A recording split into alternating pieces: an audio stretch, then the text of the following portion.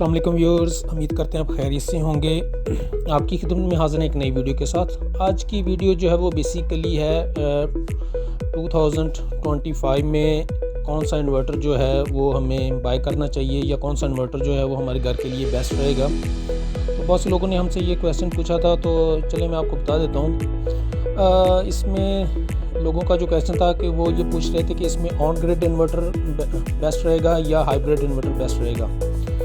तो करंट जो सिचुएशन चल रही है जो गवर्नमेंट की पॉलिसीज़ हैं उसके मुताबिक नियर फ्यूचर में ऐसा लग रहा है कि गवर्नमेंट जो है वो नेट मीटरिंग के बारे में कोई एक्शन लेगी। हो सकता है कि इसको बंद कर दे या इसमें जो आपको बेनिफिट दे रही है उसको कम कर दे, जिसकी वजह से जिन लोगों ने ऑन ग्रिड सिस्टम लगवाया है या लगवाने का सोच रहे हैं नेट मीटरिंग के साथ, तो उनके लिए फिर प्रॉब्लम हो जाएगी, क्योंकि उसका जो ROI रिटर्न ऑन इन्वेस्टमेंट है वो आपको नहीं मिलेगा।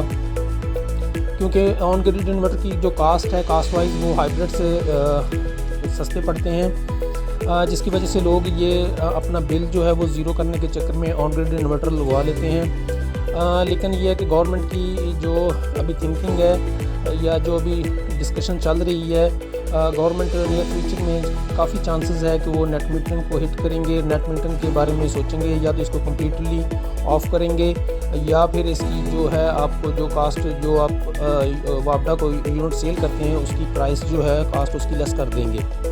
तो इसकी वजह से आपको इसका कोई ख़ास बेनिफिट नहीं होगा फ्यूचर में। सेकंड, इसका जो प्रॉब्लम ये भी है कि अगर आपने ऑन ग्रिड सिस्टम लगवाया होता तो जैसे ही आपका ग्रिड ऑफ होता है तो आपका सिस्टम कम्प्लीटली ऑफ हो जाता है, जिसकी वजह से आपको कोई पीछे से बैकअप नहीं मिलता, आप लोड शेडिंग में चले जाते हैं।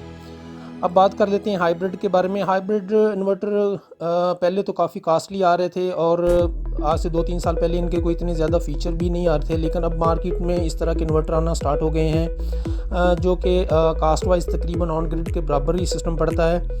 और अब इसमें उन्होंने जो फ़ीचर देने स्टार्ट कर दिए हैं, जैसा कि स्मार्ट लोड मैनेजमेंट है, ड्यूल आउटपुट है, और उसके बाद वाईफाई है। ये तो एक जनरल फीचर है, जिसकी वजह से लोग जो है इसके साथ अब लिथियम आयन बैटरीज आ गई हैं मार्केट में, जो कि आपके हैवी लोड को भी रन करवा सकती हैं। कोई आपको 4-5 घंटे का बैकअप जो है नॉर्मली प्रोवाइड करती हैं। तो कास्ट वाइज अब थोड़ा सस्ते होने की वजह से अब लोग जो हैं वो शिफ्ट हो रहे हैं हाइब्रिड की तरफ, क्योंकि हाइब्रिड का आपको सबसे बड़ा बेनिफिट ये है कि इसमें अगर आपके पास ग्रिड अवेलेबल हो या ना हो तो ये आपको सप्लाई जो है वो प्रोवाइड करते रहते हैं। किसी भी किस्म का इसमें कोई शट डाउन नहीं होता।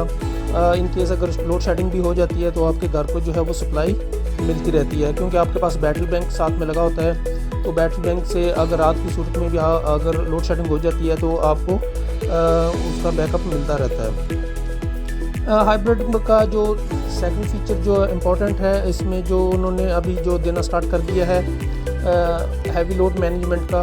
इन केस अगर आपके पास आपने कोई ड्राई बैटरीज या कोई हैवी किस्म की बैटरीज नहीं अटैच की, आप नॉर्मल बैटरीज लगाते हैं अपनी कास्ट को कम करने के लिए, जिसमें लेड एसिड बैटरीज हैं, तो लोगों को ये डर रहता है कि ये लेड एसिड बैटरीज जो हैं ये मतलब ज़्यादा देर नहीं चलती।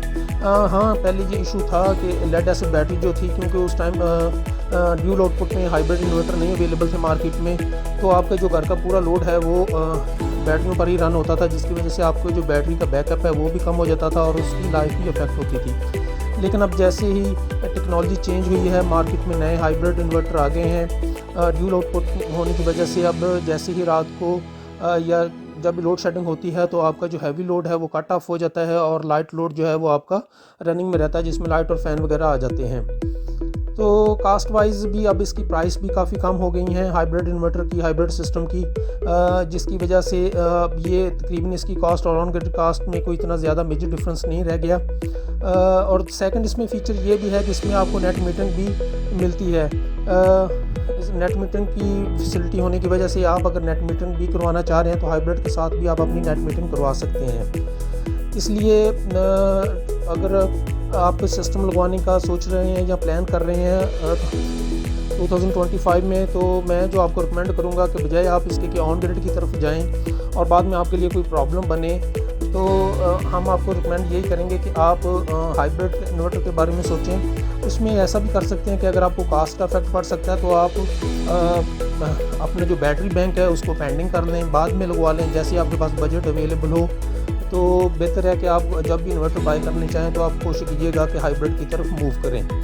ऑन ग्रिड में यही हो जाएगा, ये फ़र्क पड़ेगा कि ऑन ग्रिड में आपको लोड शेडिंग की सूरत में आपका टोटली कंप्लीट इन्वर्टर ऑफ हो जाएगा, आपको कोई प्रोडक्शन नहीं मिलेगी। जबकि हाइब्रिड में ऐसा नहीं है, उसमें आपको अगर आपकी बैटरी बैंक भी अटैच नहीं है तो एटलीस्ट आपका 60% लोड जो है आपके पैनल की कैपेसिटी के हिसाब से आपका वो रन होता रहेगा। और अगर आप बैटरी से अटैच कर लेते हैं तो फिर आपको उसकी 100% प्रोडक्शन मिलेगी, जो भी आपने जिस भी कैटेगरी का या कैपेसिटी का आपने इन्वर्टर लगाया हुआ है या सोलर सिस्टम लगाया हुआ है।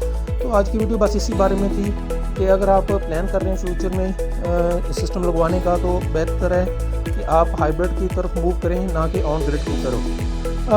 कास्ट वाइज जो है थोड़ा माइनर सा फ़र्क है, लेकिन लॉन्ग टर्म अगर आप देख रहे हैं, अगर गवर्नमेंट अपनी पॉलिसी चेंज कर देती है नेट मीटरिंग के बारे में, तो एटलीस्ट ये है कि कल को आपके लिए कोई परेशानी या कोई प्रॉब्लम नहीं होगी। आप अपना आपको इन्वर्टर नहीं चेंज करना पड़ेगा, आपका हाइब्रिड सिस्टम जो है वो ही आपका जो भी लोड है उसको रन करवा लेगा ईजीली। बस आज की वीडियो के लिए इतना ही। इस तरह की इन्फॉर्मेटिव वीडियो जानने के लिए आप हमारे चैनल को सब्सक्राइब कर लें। हाज़िर होंगे दोबारा एक नई वीडियो के साथ, तब तक के लिए अल्लाह हाफ़िज़।